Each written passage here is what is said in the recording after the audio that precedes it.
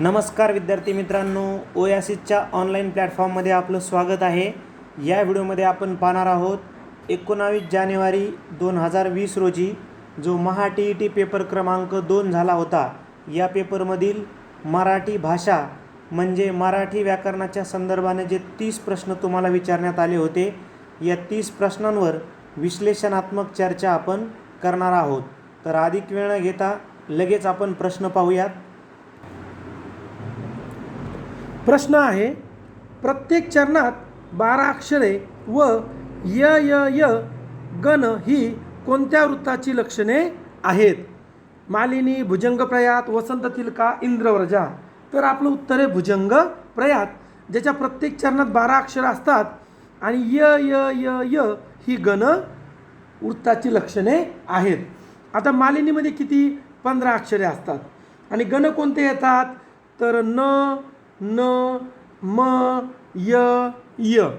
वसंत तिलकामध्ये 14 अक्षरे असतात. गण कोणते येतात? त, भ, ज, ज, ग, ग. इंद्रव्रजामध्ये 11 अक्षरे असतात. इंद्रव्रजा त्यामध्ये गण कोणते येतात? त, त, ज, ग, ग. ओके, चला पुढील प्रश्न आहे आपला. शब्दालंकार प्रकारात मोडणारा अलंकार कोणता? श्लेष, उपमा, उत्प्रेक्षा, भ्रांतिमान. थीम समजून घ्या. अलंकाराचे 2 प्रकार असतात. अलंकाराचे मुख्य 2 प्रकार आहेत, शब्दालंकार आणि अर्थालंकार. तर शब्दालंकार म्हणजे काय? तर शब्दाच्या चमत्कृतीपूर्ण रचनेत भाषेचे सौंदर्य वाढवणाऱ्या गुणधर्मांना शब्दालंकार असे म्हणतात. या अलंकारात विशिष्ट अक्षररचनेतून नादमाधुर्य निर्माण होऊन भाषेला सौंदर्य प्राप्त होते. उदाहरणार्थ अनुपार, श्लेष आणि यमक. आणि अर्थालंकारामध्ये अर्थावर आधारित असतो. मग आपलं उत्तर झालं श्लेष. शुद्धलेखनाच्या नियमानुसार अचूक शब्द कोणता? तर निर्घृण पर्याय क्रमांक 3. नि नंतर रफाचा र, घृण. ओके. ज्ञानपीठ पुरस्कार प्राप्त ययाती ही साहित्यकृती कोणत्या साहित्य प्रकारात येते? तर ती कादंबरी या प्रकारात येते. 1974 साली पहिला ज्ञानपीठ पुरस्कार आपल्या मराठीला मिळाला. म्हणजे ज्ञानपीठ मिळवणारे पहिले मराठी साहित्यिकाचं पुस्तक कोणतं आहे? आपलं ययाती. ती कादंबरी होती वि. स. खांडेकर यांची लिखित.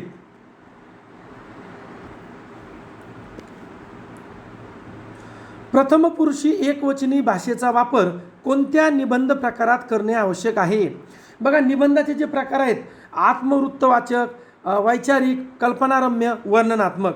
तर त्यातील प्रथम पुरुषी एकवचनी जसं की मी, आत्मवृत्तात्मक या निबंध प्रकारात मीचा वापर करावा लागतो. पुढे आहे, तो म्हणाला मी येईन. वाक्यात विरामचिन्ह आहेत. स्वल्पविराम, दुहेरी अवतरण, पूर्णविराम. एकूण किती आहेत? 3. पूर्वरूप संधीचे अचूक उदाहरण कोणते? बघा, पूर्वरूप संधी म्हणजे काय? पहिले आपल्याला ते समजून घ्यायचं आहे. तर पूर्वरूप संधी म्हणजे की 2 सूर एकापुढे एक आले असता पहिला स्वर न बदलता तसाच राहतो आणि दुसरा स्वर लोप पावतो. बघा, साजेसा आपलं उत्तर आहे. साजे प्लस असा, हे बघा, ए प्लस अ. मग दुसरा स्वर लोप पावतो व पहिला स्वर कायम राहतो. मग एक एक, नुमजे आणि हातून हे काय आहेत? पररूप संधीचे उदाहरणं आहेत. पुढे जायचं आपला. अव्ययभाव समासातील शब्द कोणता?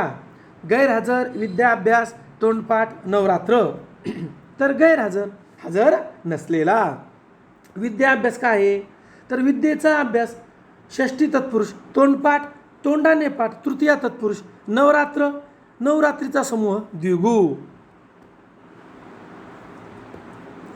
छते उन्हाची घराला नांदती जीव पोळती, फुपाट्याच्या वाहना पायामधून घालती, दाह त्यांच्या वेदनांचे झेलीत गेले पाहिजे. तर यामध्ये कोणता रस आहे? यामध्ये आपल्याला करुण रस दिसतो. मग आता थोडंसं आपण यामध्ये डिटेल घेऊयात. बघा, करुण रस स्थायी भाव असतो शोक. शोक किंवा दुःख, वियोग, संकट यातून आणि हृदयद्रावक अशा गोष्टीच्या वर्णनातून करुण रस निर्माण झाला असतो. आई म्हणून कोणी आईस हाक मारी. मग शृंगार, शांत आणि हास्य तुम्हाला इथं व्हिडिओ पॉज करून रीड करता येईल. फकीराचे अभंग या कविता संग्रहाचे कवी कोण? तर फमू शिंदे. संत तुकारामांची गाथा आपल्याला माहिती आहे. संत ज्ञानेश्वरांची ज्ञानेश्वरी आणि विठ्ठल वाघ यांचं काळ्या मातीत मातीत. प्र के अत्रे यांनी कोणत्या टोपण नावाने कविता लेखन केले? तर केशव कुमार या नावाने त्यांनी कविता लेखन केले. तर बघा, केशवसूत कृष्णाजी केशव दामले हे दूत नाही. कुसुमाग्रज विष्णू वामन शिरवाडकर. खालीलपैकी कठोर व्यंजन कोणते? तर बघा, मराठी वर्णमालेत 50 वर्णांचा कठोर आणि मृदू यावर आपण विभागणी केली. कठोर 13 आहेत. क ख छ छ ट ठ त थ प फ श श स. मृदू एकूण 37 आहेत. त्यामध्ये 14 स्वर, 2 स्वरादी, व्यंजन 21. बरोबर, ही माहिती तुम्हाला दिलेली आहे. मग आपलं उत्तर झालं ठ. सव्ये आणि अव्यय मिळून शब्दाची एकूण जाती किती आहेत? तर एकूण 8 जाती आहेत. सव्ये आहेत 4 आणि अव्यय आहेत 4. मग सव्ये म्हणजे काय? तर सव्ये म्हणजे ज्यावरती लिंग वचन विभक्तीचा परिणाम होतो त्यांना सव्ये किंवा विकारी असं म्हणतात. अव्यय म्हणजे ज्यांच्यावरती लिंग वचन विभक्ती यांचा परिणाम होत नाही त्यांना अविकारी किंवा अव्यय असं म्हणतात. मग सव्ये कोणकोणते? नाम, सर्वनाम, विशेषण, क्रियापद. अव्यय कोणते आहे? क्रियाविशेषण अव्यय, शब्दयोगी अव्यय, उभयान्वयी अव्यय आणि केवळ प्रयोगी अव्यय. लिंग विचारान्वये चुकीची जोडी कोणती? बघा, तो वारा ती झुळूक. बरोबर आहे. तो वृक्ष ती वेल, ती नदी तो नाला, तो नाला तो ओढा.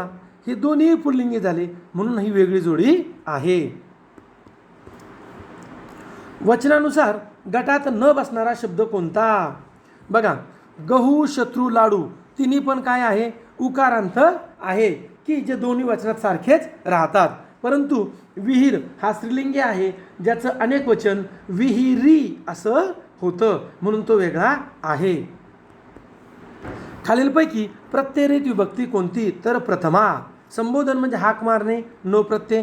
द्वितीया सलाते सलानाते, चतुर्थी सलाते सलानाते. विजोड शब्द ओळखा. घर उमरा बरोबर आहे, जोड शब्द आहे. फुल ताटवा जोड शब्द आहे, बरोबर आहे. पाऊल वाट बरोबर आहे, जोड शब्द आहे. घोडा गोठा हे विजोड आहे. घोडा म्हणजे घोड्याचा असतो तबेला आणि जनावराचा असतो गोठा म्हणून हे विजोड आहे. पुढे आहे विरुद्धार्थी शब्दाची अचूक जोडी ओळखा. जवळ तर दूर पाहिजे, पास चुकली. जवळपास ते काय झालं म्हणजे समानार्थी. रूप कुरूप पाहिजे, चुकलंय. सुपुत्र कुपुत्र बरोबर. सु म्हणजे चांगला पुत्र, कु म्हणजे वाईट पुत्र. कुरूप सुंदर हे बी चुकलं. पळसाला पाणी तीनच म्हणीचा अर्थ. तर घरोघरी मातीच्या चुली म्हणजे सर्वत्र सारखी परिस्थिती. बळी तो कानपिळी म्हणजे जिसकी लाठी उसकी भैंस. पाचामुखी परमेश्वर. अनेक लोक, भरपूर लोक जे म्हणतात ते खरं मानावं. चोराच्या मनात चालणे, खाई त्याला खवखवे. आधी जन्मलेला अग्रज.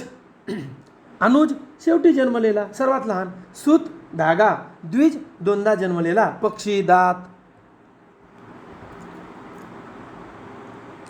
एखाद्या वाक्यात बोलणारा उद्देशाविषयी जे बोलतो त्याला व्याकरणाच्या भाषेत काय म्हणतात? क्रियापद. मग क्रियापदालाच काय म्हणतात? विधेय. उद्देश म्हणजे काय? कर्ता. ओके. वाक्य पृथक्करणाचे ते भाग आहेत. तुम्ही मोरवाडीला निघालात, लोक तुम्हाला चोरवाडीला पोहोचवतील. वाक्य प्रकार केवळ वाक्य. बरोबर, याचं डिटेल पाहूयात. केवळ म्हणजे काय? केवळ वाक्यात एकच उद्देश आणि एकच विधेय असते. केवळ वाक्यात शुद्ध वाक्य असे म्हणतात.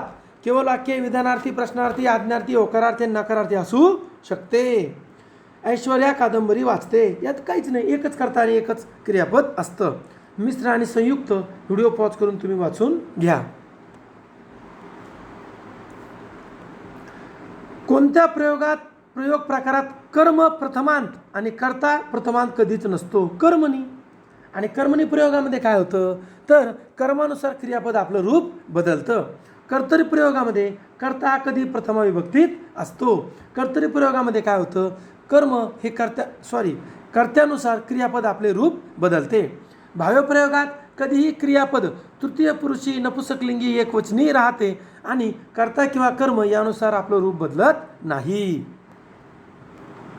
बिकट वाट वहिवाट नसावी धोपट मार्ग सोडू नको. अनंत फंदीची ही रचना लावणी प्रकारातील आहे. त्यातल्या त्यात जर आणखीन अगदी प्रॉपर बोलायचं तर अनंत फंदी यांनी फटका हा एक नवीन काव्यप्रकार मराठीत रुजवला, ज्यामध्ये आपण जसं आसोडाचा फटका देतो तसं शाब्दिक फटके देण्याचं काम अनंत फंदी यांनी दिलेलं आहे.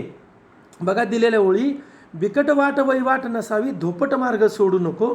संसारामध्ये सर्व आपलं उगच भटकत फिरू नको. म्हणजे बाबा विनाकारण आपण फिरू नये आणि शाब्दिक फटके यातून त्यांनी दिलेले आहेत.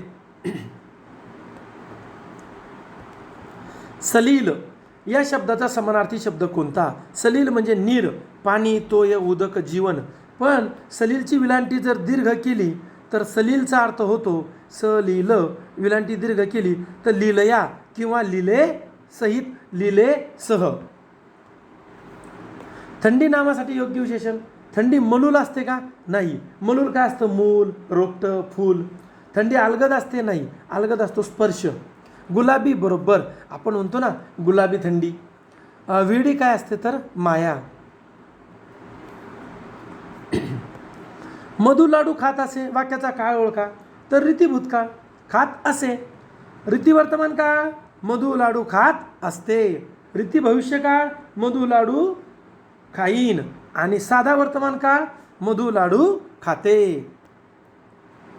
बघा तुम्ही जर आपल्या ओएसिस करिअर पॉईंटच्या ॲपमध्ये गेलात, जे प्ले स्टोअरला उपलब्ध आहे किंवा व्हिडिओच्या डिस्क्रिप्शन बॉक्समध्ये लिंक आहे, इथे आपल्याला 2013 पासून आतापर्यंत सर्व पेपर हे सब्जेक्ट वाईज मिळणार आहे. म्हणजे तुम्ही फक्त मराठी, फक्त इंग्लिश, फक्त परिसर अभ्यास जॉईन करू शकता.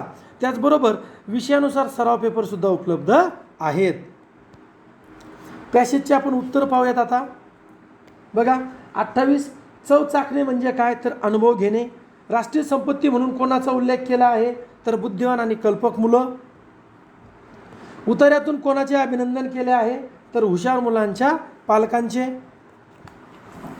आपण जर आपल्या ओएसिस करिअर पॉईंटच्या ॲपमध्ये गेलात तर आपल्याला आतापर्यंत TETचे झालेले सर्व पेपर विषयानुसार उपलब्ध आहेत. त्याचबरोबर विषयानुसार सराव पेपरसुद्धा उपलब्ध आहे. ॲपची लिंक व्हिडिओच्या डिस्क्रिप्शन बॉक्समध्ये आहे किंवा प्ले स्टोअरला सुद्धा उपलब्ध आहेत. व्हिडिओ आवडल्यास लाईक करा, आपल्या मित्रांना शेअर करा. त्याचबरोबर ओएसिस करिअर पॉईंटचे यूट्यूब चॅनल सबस्क्राईब करा. धन्यवाद.